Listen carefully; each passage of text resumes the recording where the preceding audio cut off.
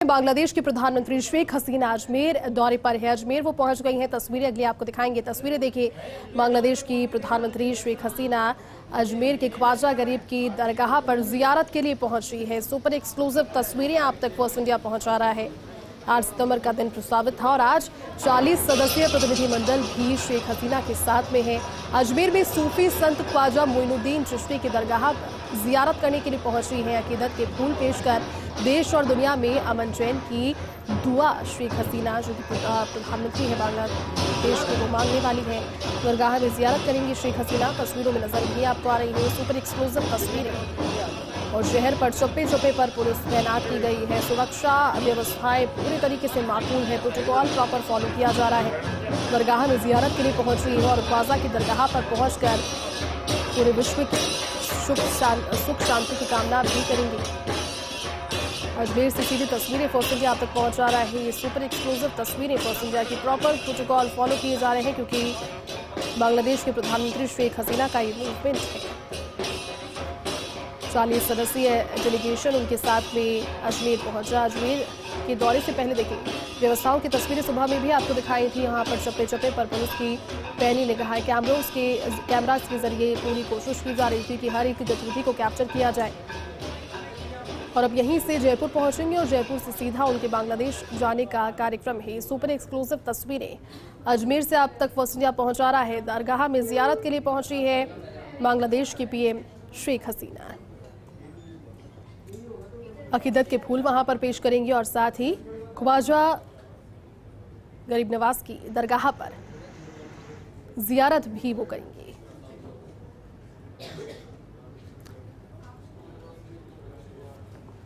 और चलिए पूरी जानकारी के साथ हमारी सहयोगी आयुषी विजयवर्गीय इस समय हमारे साथ जुड़ चुकी है। आयुषी, तस्वीरें लगातार फर्स्ट इंडिया पहुंचा रहा है। अजमेर में पहुंच गई है बांग्लादेश के पीएम शेख हसीना और प्रॉपर प्रोटोकॉल वहां पर नजर आ रहा है। आयुषी, और क्या जानकारी?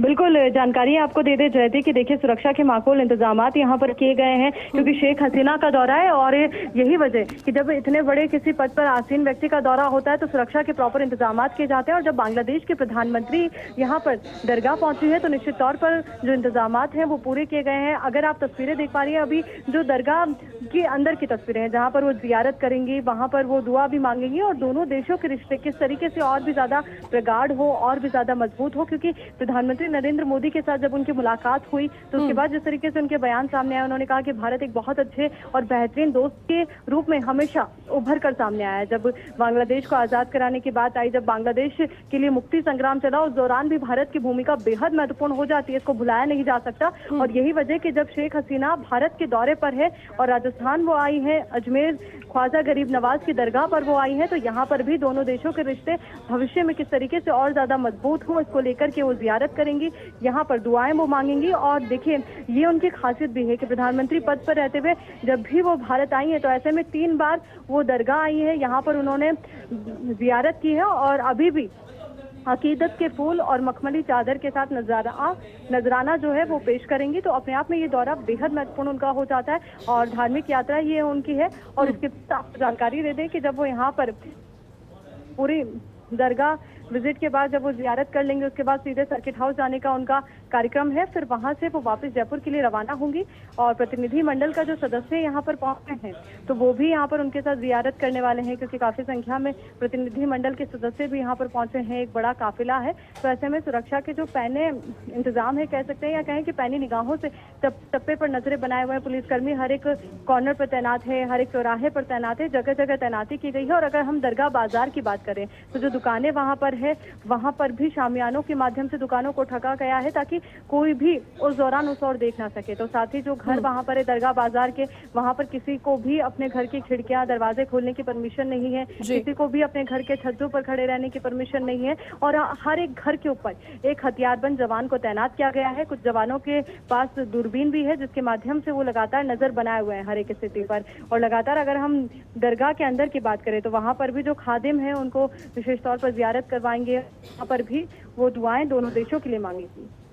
बिल्कुल आयुषी, और दोनों देशों के लिए, पूरे विश्व के लिए दुआएं मांगने के लिए हर दफ़ा उनका ये एक तरीके से उसूल रहा है कि जब भी भारत पहुंचती है अजमेर ज़रूर पहुंचती है और ख्वाजा गरीब नवाज की दरगाह पर ज़रूर अकीदत के फूल पेश करने के लिए पहुंचती है। और एक खास बात आयुषी आपने बताई कि जब प्रधानमंत्री नरेंद्र मोदी से हैदराबाद हाउस में उनकी मुलाकात रही भी थी, उन्होंने कहा था कि भारत हमेशा से एक अच्छे दोस्त के रूप में, एक अच्छे मित्र के रूप में सामने आया है। भले ही बांग्लादेश में परेशानियों का जब दौर रहा हो, लेकिन भारत ने तभी भी एक अच्छे मित्र की भूमिका निभाई है। और ये कहीं ना कहीं ये चीज़ को भी इंगित करता है कि आने वाले दिनों में और भी काफी ज्यादा एक्सपेक्टेशंस बांग्लादेश की है भारत से एज अ राष्ट्र। जैसे ये समझना लाजमी भी हो जाता है क्योंकि कोरोना की चुनौती पूरे विश्व समक्ष थी और जिस वैश्विक महामारी को हम सभी ने देखा, जिसकी वजह से कई देशों की अर्थव्यवस्था चौपट हो गई, पर वहीं भारत एक विश्व गुरु के तौर पर उभर रहा है वर्तमान समय में। तो ऐसे में बांग्लादेश को भी उम्मीदें बहुत ज्यादा है क्योंकि जो शेख हसीना की जो भारत यात्रा है उससे बांग्लादेश को उम्मीदें कई सारी है। यही वजह कि जो मसले सुलझे नहीं थे उनको सुलझाने की कोशिश है। और साथ ही अगर हम बात करें जो एक नदी का विवाद है, नदी के पानी से जुड़े जो मसला है उसको भी सुलझाने की कोशिश यहाँ पर की गई कि दोनों देशों के बीच में कोई विवाद ना रहे और पारस्परिक तौर पर कनेक्टिविटी को बढ़ाने की कोशिश यहाँ पर रही है। क्योंकि देखिए तीनों मार्गों को आपको समझना पड़ेगा, जल, वायु और सड़क। तो इनके माध्यम से ये कोशिश रहे कि जिस तरीके से पिछली बार हमने देखा प्रधानमंत्री का जब दौरा था, जब मैत्री समझौता वहाँ पे हुआ, तो उस दौरान के बाद जब अब यहाँ पर हम बात करें जब बांग्लादेश के प्रधानमंत्री भारत के दौरे पर आई हैं तो यहाँ पर भी इसी तरीके की तस्वीर नजर आई कि इन समझौतों के माध्यम से दोनों देशों की कनेक्टिविटी को किस तरीके से बढ़ाया जाए। क्योंकि जब राह आसान होगी तभी विकास की राह आसान होगी।